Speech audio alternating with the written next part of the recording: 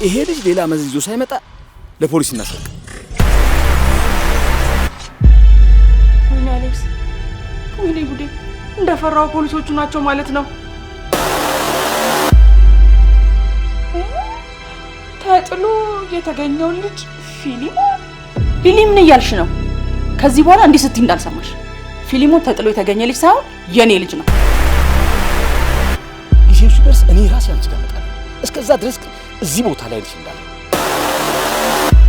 እሷማ ሰራተኛ ነች።